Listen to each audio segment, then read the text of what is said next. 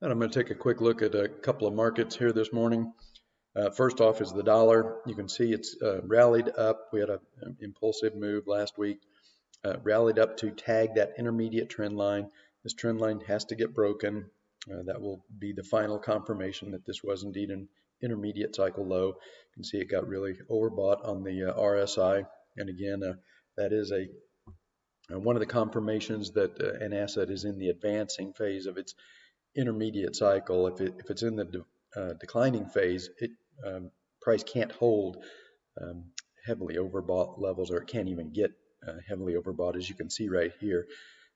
During this declining phase, any tag of an overbought, short-term overbought condition was immediately sold, and then the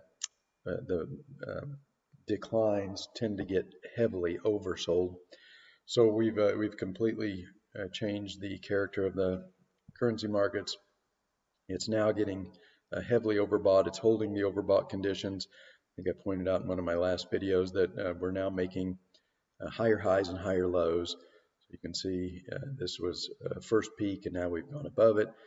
Here was the intermediate cycle low. Here was our first dip, held above it. Higher highs, higher lows. So we're in a market that is now advancing. It's in the advancing phase of the intermediate cycle. Run into a little bit of resistance here at this intermediate trend line. This should break. Probably by the end of the week, we'll probably get a strong surge through here before the close on Friday.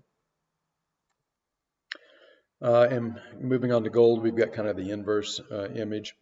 The big impulsive move in the dollar triggered an impulsive move to the downside in gold. It is building out this little flag consolidation, got stretched pretty far above the 10-day moving average. So it's consolidating here, giving this 10-day moving average some time to catch up to price. Very heavily oversold on the RSI. Again, that's a characteristic of an asset that's in the declining phase of its intermediate cycle, and gold is. So you can see here that we've got the opposite occurring as to what is happening in the dollar. We've got lower highs and lower lows. So you can see each one of these peaks a little bit lower than the previous one. Nothing was able to make a higher high.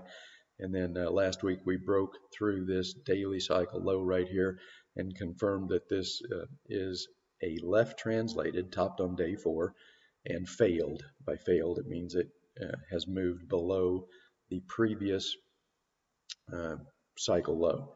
So this was our previous daily cycle low. We've already broken below that. We should still have, probably 15, maybe as many as 20 more trading days before this daily cycle bottoms. But we've now got all the confirmations that we could require that this was an intermediate top, and gold is in the declining phase of its intermediate cycle. Just building out a little flag right here. And once the dollar breaks through that intermediate trend line and we get our next leg up, then gold's going to give us another leg down. Probably come down to this support zone here at about 1800, and then I would think we would get a little bit bigger bounce, something more substantial than just a sideways flag pattern. And then finally, the stock market. I warned my subscribers on Friday that I thought that the plunge protection team had manufactured. They do this. They try to do this on Friday when they manufacture a rally, and then it kind of paints the weekly chart with a reversal candle. So let me show you here. So yeah, you can kind of see this reversal candle right here. Zoom this in. There we go. It paints this reversal candle.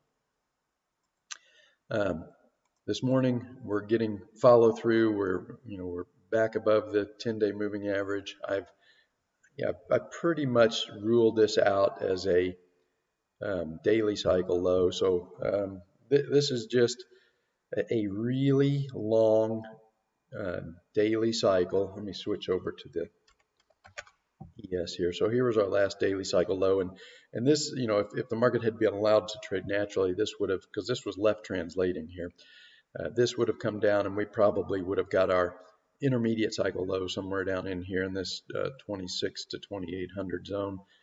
And then we would have rallied, but they stopped that. If you throw several billions of dollars at the market and you do it every day, then you can kind of short circuit some of these cycles, and that's what they've done here. They were not, however, able to short circuit this move down into an intermediate cycle low, but I think they probably stopped it from going any further.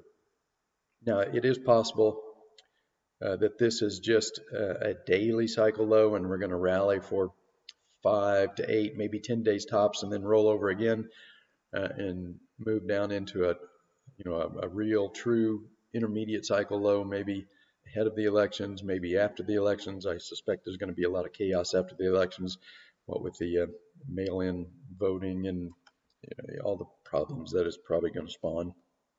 So it's possible that this rallies for a week or two and then rolls over and comes back down, and we get a real intermediate cycle low. But I'm pretty convinced that they've manufactured at least a daily cycle low here. So I would say we're going to have at least 5 to 8, maybe 10 days before this could top, and it may just turn out that this is an intermediate cycle low, and the bubble is resuming, and we're just off to the races, and that would be possible if the market is starting to sniff out a Republican sweep.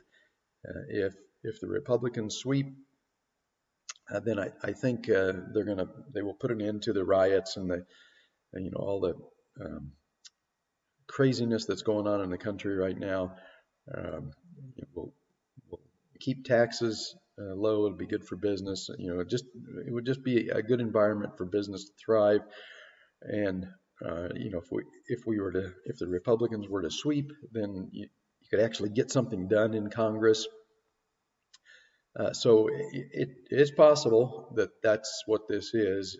I'm sure a lot of it is just throwing billions of dollars at the futures market here and stopping this intermediate decline. But it could also be that the market is just sniffing out that the majority of Americans are just sick and tired of watching people burn the cities, ruin people's businesses and lives, and scared of are sick and tired of the panic that the media and the government's trying to create around the virus, which is topped way back in April when I said it was going to.